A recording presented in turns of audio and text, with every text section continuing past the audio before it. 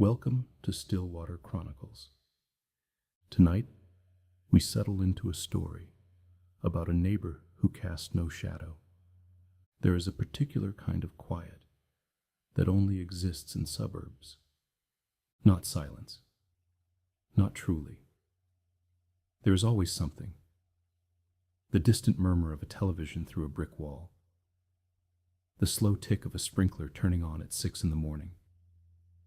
The wheelie bins scraping the curb on a Tuesday. But, underneath all of that, there is a stillness that belongs only to streets like Keswick Crescent.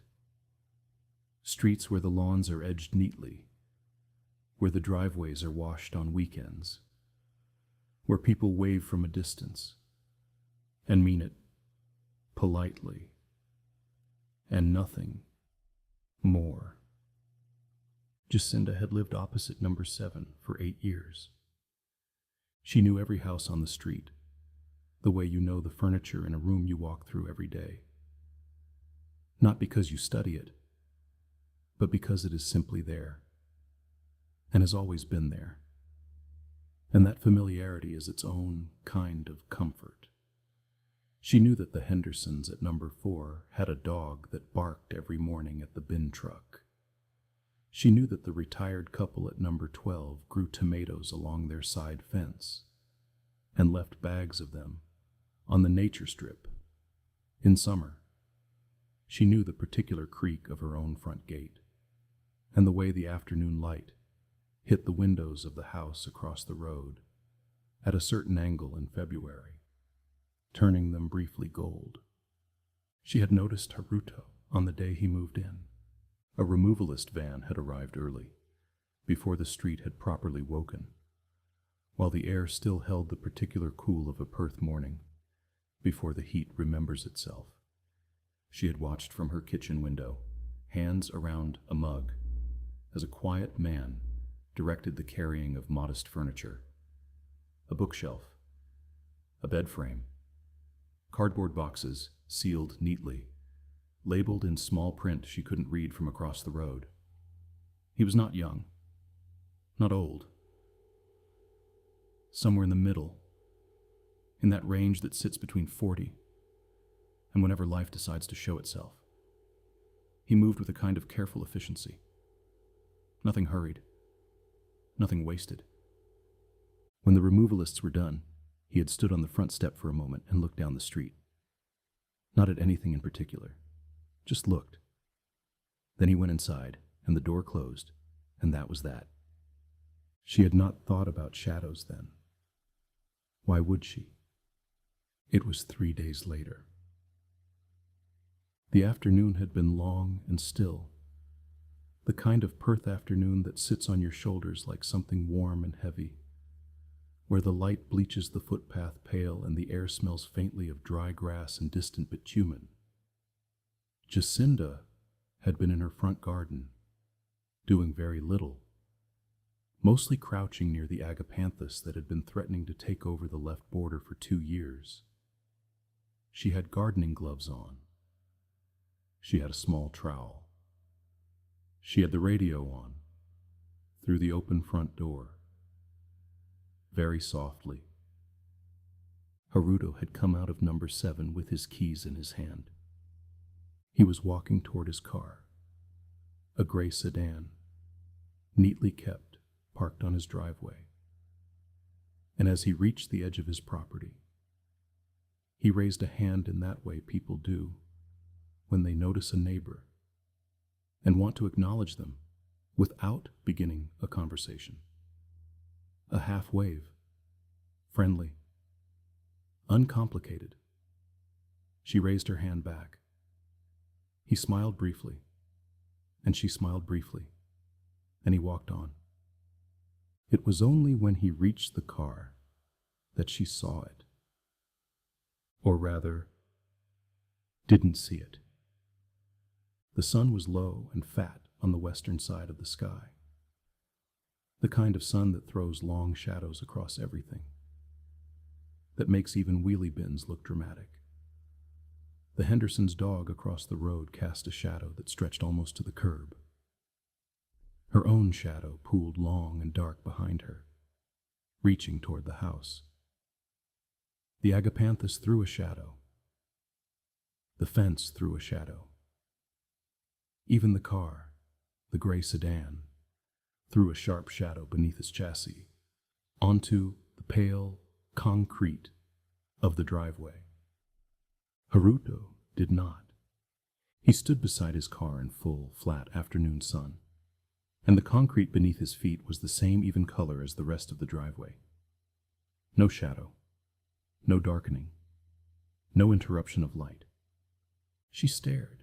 He opened his car door, got in, and reversed out onto the street. The car had a shadow. She watched it. As the car pulled out and drove away, she checked because she had to check. The shadow of the car moved correctly with it, dark and ordinary. Just no shadow from the man inside. She looked down at her own hands in the gardening gloves. She looked at the trowel. She looked at the long, pale stretch of her own shadow across the garden bed. Then she went inside, turned off the radio, sat at the kitchen table, and stayed there for a very long time. She had not said anything. This was the part she thought about most in the days that followed. Not what she had seen, or hadn't seen. Not the absence itself, which remained in her mind, something she could not yet bring fully into language. What occupied her most was the fact that she had said nothing, had not called anyone, had not walked across the road and knocked, had not mentioned it, even casually, to the Hendersons when she saw them on Wednesday. She'd simply gone inside, and eventually made dinner, and gone to bed, and woken up the next morning, and looked out her bedroom window at number 7 across the road, and continued to say nothing. She had started keeping notes instead. She was not sure when exactly she had begun. 3 days after the shadow, perhaps, or 4. She had found a small spiral notebook in the back of a kitchen drawer, the kind with a blue cover and faint lines, and she'd written the date at the top of the first page, and then sat looking at it for a while. She wasn't sure what category this fell into. Observation, record-keeping, evidence, though evidence of what, and for whom, she couldn't say. She wrote, Thursday. Haruto left at 8:12 a.m. gray sedan. Did not cast a shadow on the footpath as he walked to the car. Clear sky, strong morning sun. No shadow. She wrote, Friday. Collected his mail at 5:30 p.m. Overcast. Could not check for shadow definitively. Did not wave today. She wrote, Saturday. Watered his front garden with a handheld hose for approximately 12 minutes. Full sun. No shadow. I watched from the front window, curtain partly closed. The water from the hose cast a fine spray, and the spray left a wet shadow on the path below it. He did not. She filled 4 pages over 9 days. Her handwriting was small and precise. She used no exclamation marks. She made no conclusions. She simply wrote down what she saw or what she did not see, in the same plain way she might have kept a garden journal. A record of what was there, and what was missing, and what the conditions had been. She was not frightened exactly, or if she was, it was a frightened that felt nothing like she had expected fear to feel. It was not racing or loud. It was more like the feeling of standing in a familiar room and realizing slowly that something has been moved. Nothing dramatic. Nothing you could immediately name. Just the faint, persistent sense that the geometry of the ordinary has shifted, very slightly, somewhere you are not quite looking. Last Thursday, he came to her door. She had been in the kitchen when the knock came. 3 quiet, even taps. Not urgent. The kind of knock that expects to wait. She set down her book and walked to the door and opened it. And Haruto was standing on her porch with a small parcel in his hands. It was wrapped in brown paper, addressed to her. Her name, her address, delivered to number 7 by mistake. "This came to mine," he said. "I think it's yours." He held it out, and she took it. And she said thank you. And he nodded in a way that was quiet and pleasant. And she smiled, in a way that she hoped looked like a normal smile, and not like a woman standing very still inside herself, paying attention to everything, because the porch light was directly above him. She had installed it herself 3 years ago. One of those motion sensor lights with a wide halogen bulb that triggers when anything larger than a cat approaches. It was pointing straight down, a column of white light, falling from the fixture above his head onto her front step. And there was nothing on the front step beneath him, not even a faint darkening, not even the suggestion of a shape. The concrete was the same bright, flat white directly under his shoes as it was 6 feet away. She looked at it once carefully, and then looked back at his face. And he was watching her with an expression that was easy and pleasant and entirely ordinary. "Lovely evening," he said. "Yes," she said. "It is." He said good night and walked back down her front path toward the road. She stood in the doorway and watched him go. Under the porch light, his outline was crisp and visible, every edge of him illuminated clearly. The angle of his shoulders, the particular way he held his hands slightly away from his sides as he walked, the neatness of his hair. A perfectly defined person, fully present, fully lit. And behind him, on the path, nothing. She watched him cross the road. He went up his driveway, onto his front step, unlocked his door. Before he went inside, he turned once and raised that hand again, the same half wave from 3 weeks ago.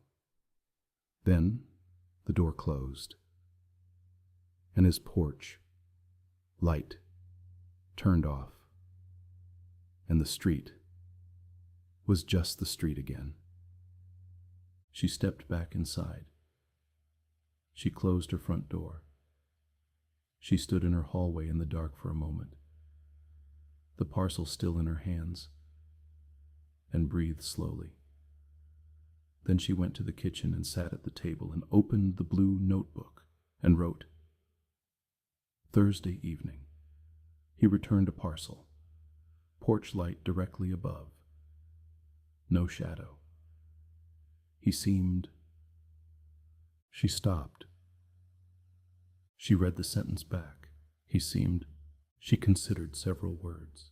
Kind, normal, aware. She wrote none of them. She closed the notebook and placed it on the table and made herself a cup of tea she didn't quite drink, and eventually went to bed. She has been thinking about it since. Not obsessively. Not in a way that has kept her awake, or made her afraid to look out the window, or caused her to draw her curtains against the pleasant ordinary sight of Keswick Crescent on a Wednesday morning. She has continued to water her agapanthus. She has continued to put her bins out on Tuesdays. She has continued to wave when she sees him, and he has continued to wave back, and they have exchanged perhaps 4 more sentences between them over the past 3 weeks. All of them unremarkable. But she keeps the notebook. And she thinks sometimes, late, when the street is quiet and the tick of the house is the only sound, about what it would mean. Not the how, not the why. She is not by nature a person who builds large explanations out of small evidence. But the what it would mean, quietly, practically, in the ordinary run of things. To be a person who moves through the world and leaves no mark of darkness anywhere you pass. No shadow on the footpath. No shadow on the driveway. No shadow on the bright concrete of a porch, where a woman stands in her doorway on a warm Thursday evening, accepting a parcel from someone who smiled pleasantly and said it was a lovely night. No shadow at all. She sat on her front veranda this evening, just before the light went. She had a glass of water and the notebook, though she hadn't written anything.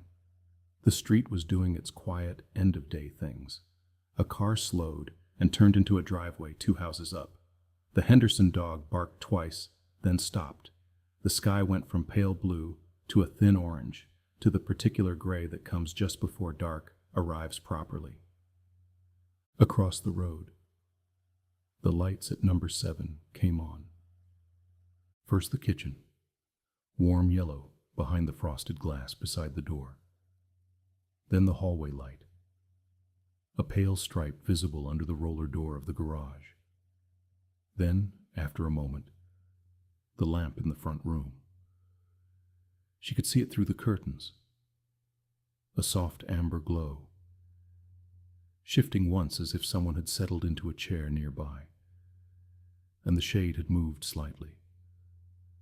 Someone reading, she thought, or simply sitting, in the particular way that people sit in their own homes in the evening, when the day is done and there is nowhere left to be, and the light is warm and the world outside is going gray. Ordinary, she thought. So ordinary. She looked at the notebook in her lap. She thought about what she might write. She thought about shadow and light, and the question of what it means for a thing to be present, truly present, in a place. She thought about whether absence can itself be a kind of evidence, whether a person who casts no shadow has less of something, or simply something different, something she doesn't have the right word for yet. She looked up. The street was very still. At number 7, the curtain moved. Not much. An inch, perhaps. Enough to suggest a hand. Enough to suggest that someone had shifted in their chair, or reached for something, or, very slightly, turned toward the window. She looked down at the notebook. She looked back at the window. The curtain was still. She thought, very calmly, that she had 2 choices. She could close the notebook and go inside and make dinner, and continue to live across the road from number 7, in the same quiet way she always had, watching and noting and asking no questions that could be answered. Or she could, one morning, when the light was good and the street was awake, walk across the road and knock on the door of the man who cast no shadow, and simply ask. Ask what? She wasn't sure. Ask how he was settling in, perhaps. Ask whether he needed anything. Ask in the kind of careful encircling way that might never quite reach the point, whether there was something unusual about him, something she had noticed, something perhaps he knew about himself, something that might, if she asked in exactly the right way, offer an explanation that would allow the world to sit back into its usual shape. She thought about his face on the porch, the ease of it, the pleasantness, the way he had handed her the parcel and said it was a lovely evening, with the complete and uncomplicated manner of someone who had nothing to conceal,